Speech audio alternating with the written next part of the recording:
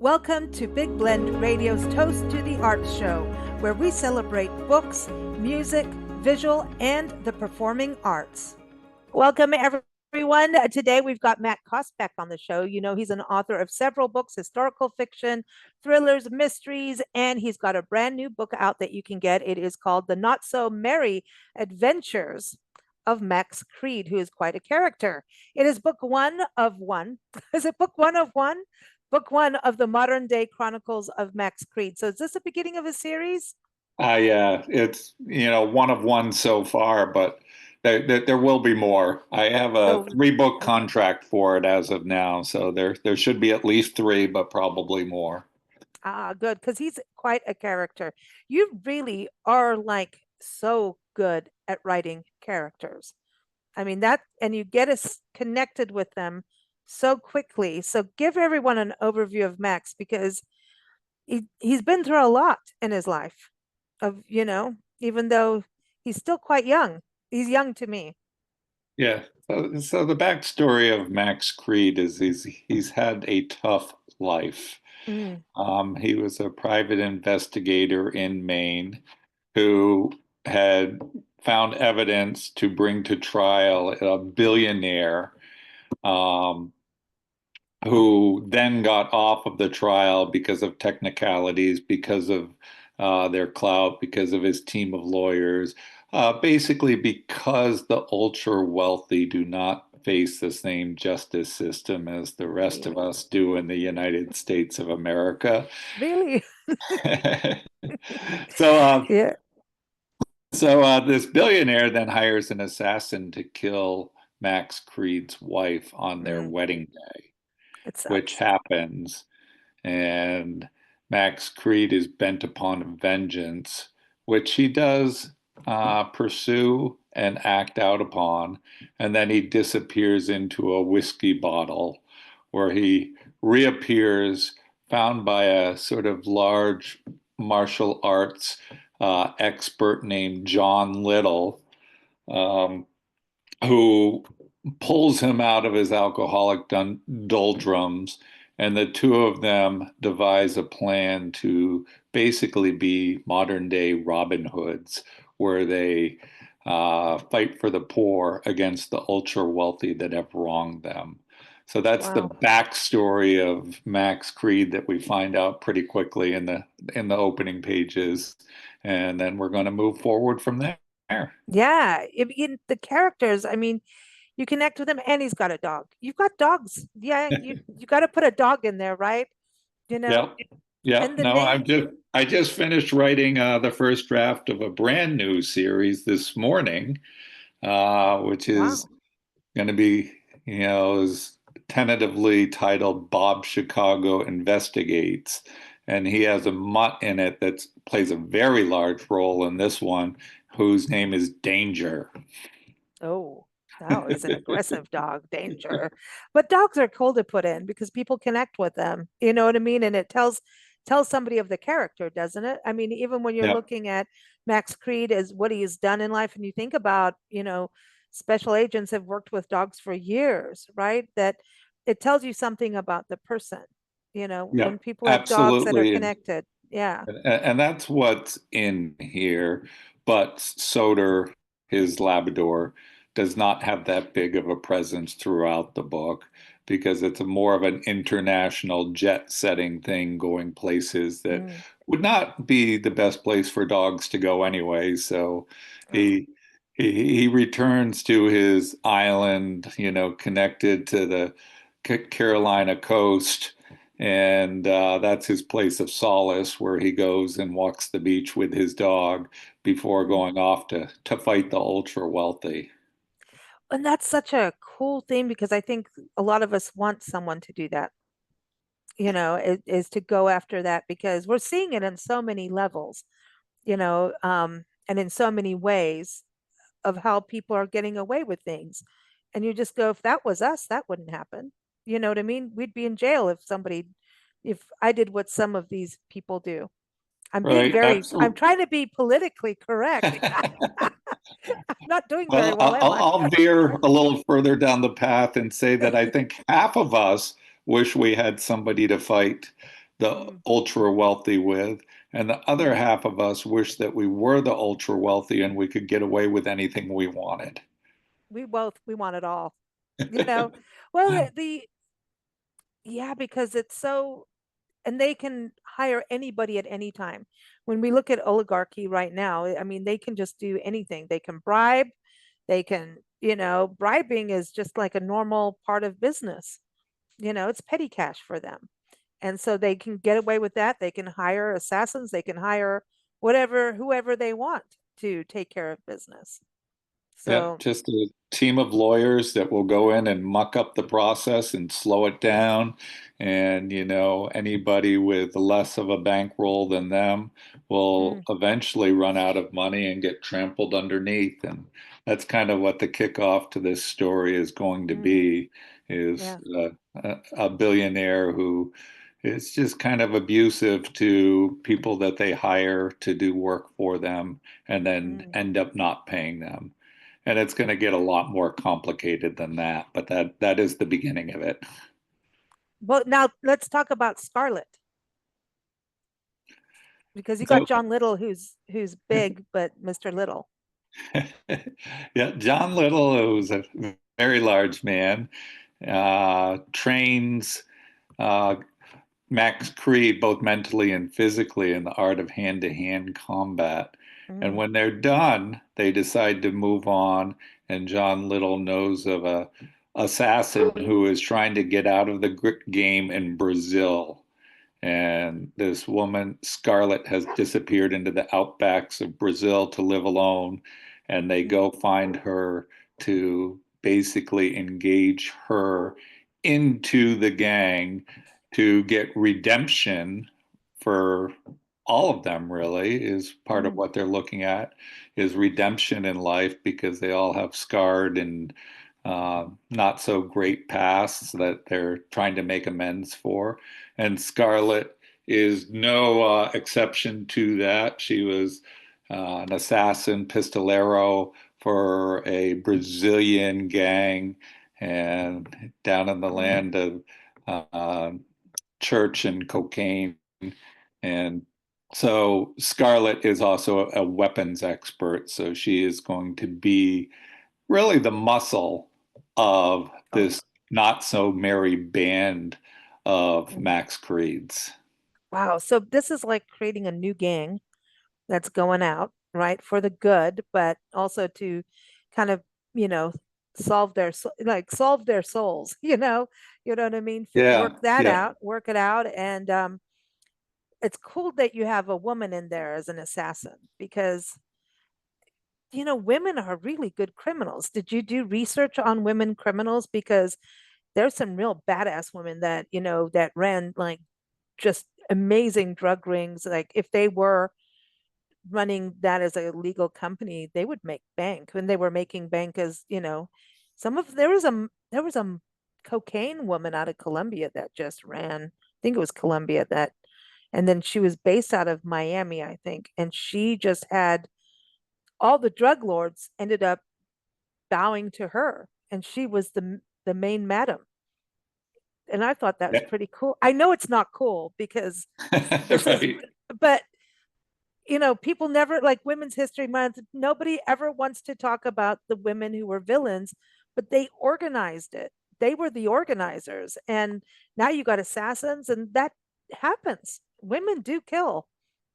Oh, absolutely. There's several Netflix series out about women drug lords, I believe, that are based on true stories. Mm, I can't remember the titles off the top of my head, but I also think that you've read some of my books, and I mhm. I have quite some devious, nefarious women criminal masterminds in many of my books. So um, Yeah, I, it's good I though. absolutely believe that women can be evil.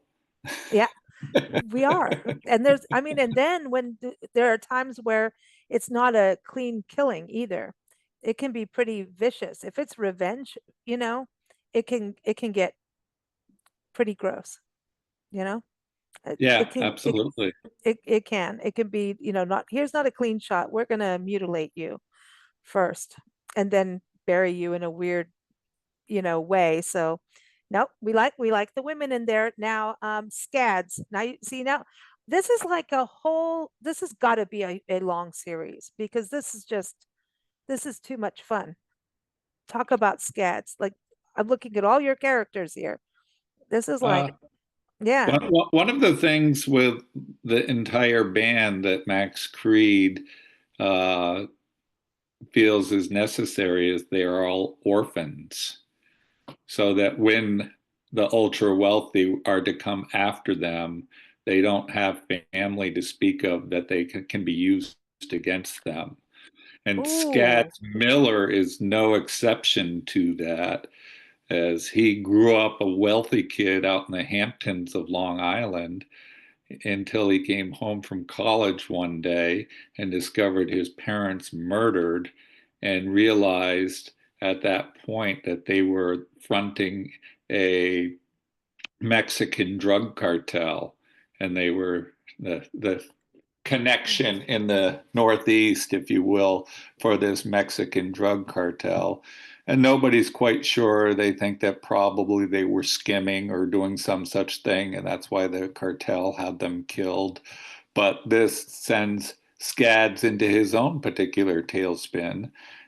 Mm, And he had already had an affinity for computers, and he goes further down that rabbit hole and becomes, just the master of technology. And mm, that is going to be his part in this book, is mm, he's the typical nerdy whiz kid with a that can tell checkered you. past. Oh, we like that. So he can dig up the dirt on people and then find where they are and all that good stuff. Absolutely. This is fun. So the orphan, that's a good one where no one can get hurt, and hold them hostage because that's the first thing usually, right, is to go get the family and hold them hostage in some way Right. or You use know, it as a we will, if you don't, cease and desist. But I think this is beyond the cease and desist. right. This is way past the cease and desist letter. This is all we're going after you. Okay, so now you've got to have Marion, the attorney. So yeah, so tell us about Marion because now again another orphan. Another orphan. Um, Marion is a legal mind with the best of them, but she came from China. Her mother brought her over from China after her father was killed in the Tiananmen Square protests back in the 80s. And no sooner do they get here than several weeks later, Marion's mother is killed in a war between rival triads in Chinatown, New York. And Marion gets cast into the Big Apple orphanage, where one of the teachers there recognizes how brilliant she is and fosters that brilliance. And she Mm, ends up going to college and then law school and becoming, one of the foremost legal minds in New York City. And mm, so she is the only one that has a day job. She continues to be a lawyer, but is going to be the legal representation of the not so merry band of Max Creed. And mm. though Wow. diminutive in size, she's, towering in strength. Mm, wow. So the legal part of it is to get them off if they get caught or if and when get them Uh, out. mm, they have plans to just disappear, as they have created this fictional facade. Max Creed is not really Max Creed's name. Right. It's a name that he's taken on, so that he can disappear if necessary. Certainly to, defend them, but more so, Marion's role is going to be to find chinks in the armor of the ultra wealthy and find legal leverage to bring against them and to fight their powerful team of lawyers. So Ooh. this is something she's excited to do as her pro bono sort of work of giving Mm, back to all that she's been given. ah. So coming at all angles, right? Get them at all. Absolutely. Hey, why not? And then the money person, Tucker. Tucker. Tucker, just to, That's so funny because it's like tuck the cash in your pocket, you know. These names, you're good at the names too, you know. did you make the connection between all of these names and Robin Hood? Ah, that's right. Okay. Ah, duh. So Yeah. Tucker See, we're not doing this Friedman. at a happy hour. I'm far quicker when I have a cocktail in my hand. This water thing is just crap, man. I'm kidding. But yeah, no, that's duh. Yeah, really, really, So that's a Tucker good one. Friedman is my Friar Tuck character. Hmm. Um, but Tucker, Can he cook? yeah, I think he's an okay cook. Okay, But that's, his real forte is he's a financial wizard. So mm, he is brought in first to help multiply the fortune that Max Creed stole when he avenged the killing of his bride, but mm, to find chinks in the financial empires of those moguls who have abused the poor mm. and find ways to steal, siphon, or attack their money. I love this. This is fun. Did you have fun writing it? Oh, I had a great time writing it. I enjoyed it. I've written the second one. Oh, The second one is with a publisher and will come out in May of 26. And probably soon I'll get writing the third one, which will be May of 27. oh, wow. So everyone, it's all about May. Mayday, Mayday. It's good. So doing the research, did you have to do much research because you've done so much on all your other books?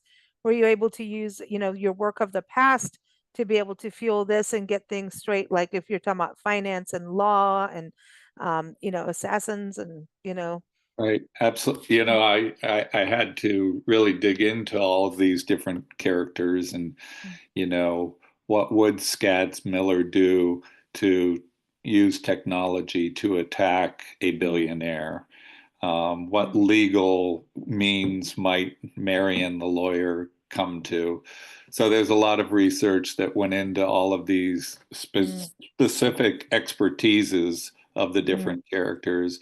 But then on top of it, it's a real jet setting thing That's where fun. we go from Dhaka to New York City and uh, over to various places in the Far East and Europe and bounce around to a place in India. So almost every chapter, we're in a different place.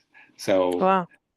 and I don't have the luxury that you have in life of having traveled as extensively as you have. So, I was living a little bit vicariously through just researching these different places. It's fun though. You can pick it up. I mean, I remember one lady, she lived on, she was disabled and, didn't have the finances to travel. And she loves travel. And so she sat and she made books out of this, lived on Google Maps and going down streets.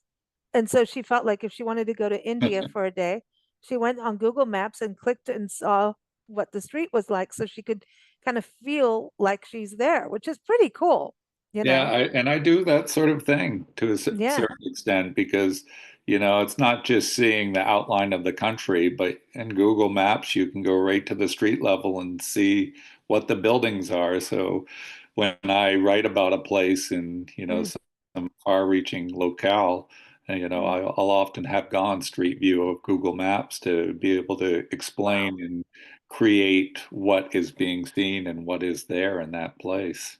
That's so cool that we have that kind of thing. And Yeah. then, and being able, and then you can taste the food, so you kind of get to go into that. You eat the food of the different countries. You kind of just, I guess I haven't done that, but that's a fun idea. Maybe I should try it's, that. I mean, it's all a write-off as a writer. Go to an Indian restaurant. I got to write this off. It's for my characters, That's a cool way of doing it, But putting it together and also the technical side, when you look at all the geek stuff, right? And we're looking at what is changing in the world now with crypto and blockchain. And it's like blockchain is so much, it's like the next level internet in a bigger way that is so insane. It's like a whole other universe. So does it get into that level or is it more stuff that we'd understand? I mean, because that's a whole weird world out there. It's like a fake world, but it's not fake because people are doing business and selling art and all that stuff. I'm not a geek out on that. But I've seen a few things and learned a few things to be dangerous. I'm not Yeah, investing in it because I not can't. so much, not so much in this first book do I get into that sort of stuff, but in the second book, which is called Everything versus Max Creed, uh, I do get there a little bit more. Everything is a social media site that Oh is God. basically everything. So we get into a lot more of these different technology-based things in that book to bring down the ultra wealthiest social media administrator who has dreams of ruling the entire, Oh, universe. including space? Yes, Maybe. well, yeah, the universe is space, right? And populating it, Anyway, so it's a whole other thing. So, well, okay, so we've done some shows on cults, right? And talked about cults over time. But when you look at this whole extremely rich persona, they become their own kind of buddy system. It's like in high school, you know, we group off into these little, we're the ruffians and these Let's, are the yeah. preppy ones. I wasn't in the preppy class. That didn't that we went after the preppy ones. But it was kind of like that, right? So these oligarchs and these really rich people, they know each other. And it's almost like they want to one up each other all the time, but at the same time, this is like I don't want to say good old boys network, but it is kind of, you know, there. But to me, it's almost a cult in how they do things and manipulate the world as a cult because some people think they're fantastic and amazing with how they get their PR out and all of that. So in a way, do you see them like a weird kind of group of people that are really trying to manipulate the world in a way? Certainly, many of them do, I think, try and manipulate the world.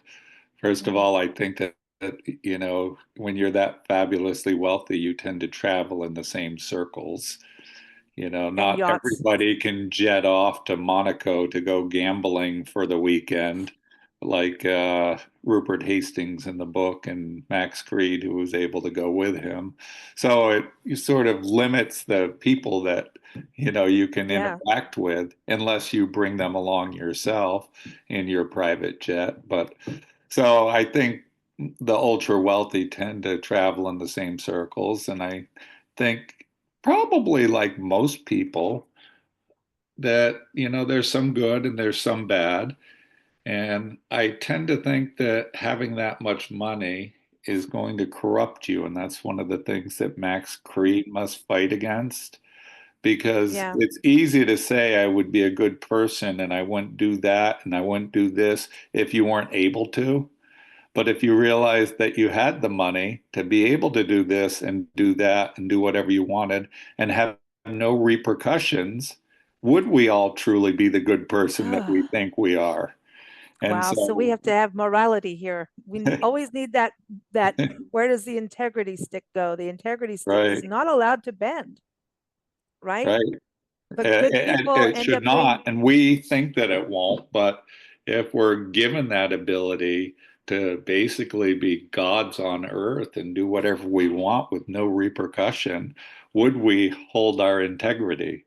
And there well, are ultra wealthy people that I feel do that, but uh, perhaps it, more of a ratio of villains who are getting away with it than the common man.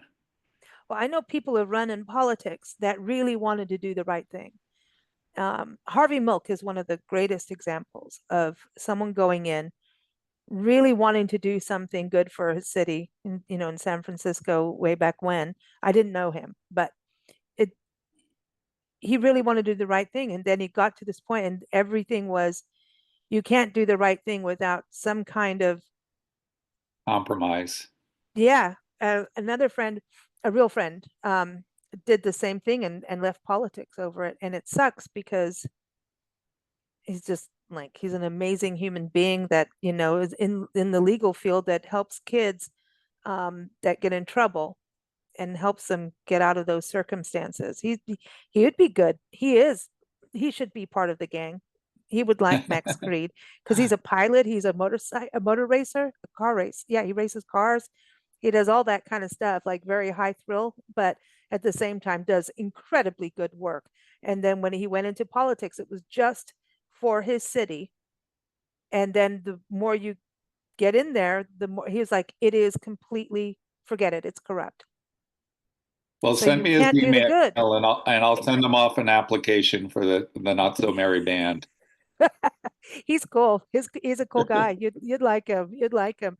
Well, this is an exciting series. Very cool. So what's coming out next? Because I know the rest of the year you're not doing any other books, right?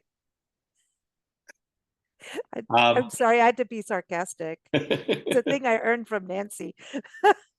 I actually only have one more book coming out this year Yeah, huh? because I switched publishers, or well, I've added a publisher, Oh, okay. and they had a farther off down the window. Mm. So I, have submitted last fall a second series to them, a new book that starts with 1955, which is based in Raleigh, North Carolina, Oh, cool. set in 1955, and Mm. is about a PI, Jazz Jones, who pursues, uh, gets involved in a civil rights case hired by a Ooh, NAACP lawyer named January Queen. But more that good book won't names. be coming out until fall of 2026. So Okay. it was really about a 2-year wait from sending the book into the publisher to Oh, wow. publication date. So that kind of threw my 3 books a year out of whack a little bit. So this year it's only 2. The Mm. second one is going to be Glow Trap, the sixth and final book in the Clay Wolf Trap series. And that'll be out in August. Oh, so how does it feel closing off a series? Because don't people want it to go on forever? And or do you get to a point of like, I need to write something different? Um, it's a very good question. It'll be the first series that I've ended. Ooh. Um, but there's a reason I've ended it, and I'll give you a teaser that the end might not actually be the end of it. So you're like, yeah, what you would call it, Elton John's final tour that keeps going. Stevie Nicks is on her final tour. I think it might be, but then it's like one more round. You never know. Hey, Okay.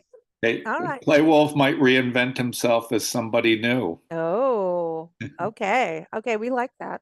That's cool. That's cool. I get it. I get it. Kind of like, Max Creed, you know, stuff happens in life. Yeah, So exactly. everyone gets to have a creative beginning. I know you're going to be on that podcast, so that's cool. Very cool. So, I love because you do go to North Carolina a bit too. So I'm interested in that book because North Carolina is a hotbed of interesting history. Just really still sorting itself out a bit in some places, in regards to equality and it's getting there. It's Right, getting there. right. It is, And you know. it's kind of like the times we're living in today is for everything that happens, there's a backlash from the opposing side.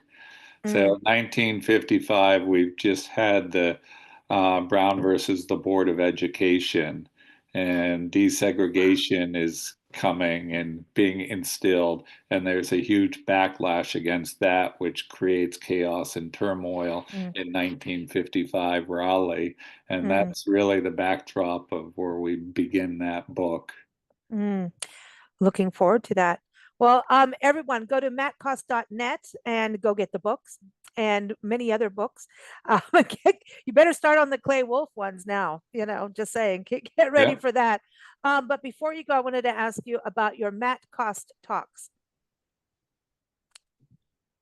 Um, I do a lot of different events throughout the course of the year. Last year I Mhm. did 52 events, which Wow, is, once a week. I, Geez. I live in Maine, so they were really largely between the end of April and the end of October. So it's compressed into a much quicker time. This year I have about 30 of them lined up, and they take a variety. The cost talks are where I talk about the particular book and regarding the evolution of books. Mm. So we will talk at mostly libraries for this about how Max Creed and the Not So Very Adventures of Max Creed came about, from idea to research to writing to editing and then marketing and finally promoting, which is the final piece of being at that library, giving the cost talk about that book and what that book is about. Oh, cool. But it's fun to do these promotions. There's, just coming up, I have a variety that's very cool. Saturday, I will be at a book festival in Bath, Maine. And then the following Wednesday, I'm doing a noir at the bar where myself and 8 others will be reading from works of ours at a bar where we'll be out, having drinks and having a good Happy hour. time. That'll be Yeah. fun. Yeah. And the following day, I'm doing an interview and conversation for the book launch of a friend of mine at a bookstore down in Portland. And so all these different events it's fun to do a variety of things. That's cool. I like that. Yeah. So everyone, mattcost.net, and also follow on social media on Facebook and Instagram mostly, right? For people to follow you. Yeah. Okay, and keep Yeah. up. And if you go to Maine, find out where Matt's talking. Maybe it'll be in a bar. It might be a speakeasy in New York. You never know. He likes Yes. speakeasies. It might It be in could be North the back Carolina. room. Oh yeah, it always, get in the back room. That's always good. Well, thanks so much, Matt. I know we'll be talking with you soon on Big Blend Radio. You'll be on our military history shows and also talking about creativity on our May the 4th be with you show.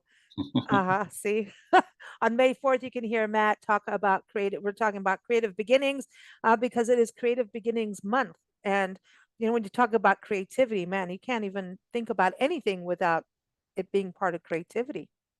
Even the Big Bang was creative. All right. You take care. Okay. Well, thank you for having me on, and it was good Always. chatting with you for sure. Absolutely. Always fun. Thanks for listening to Big Blend Radio's Toast to the Art Show. Please keep up with us at bigblendradio.com and keep up with Big Blend magazines at blendradioandtv.com.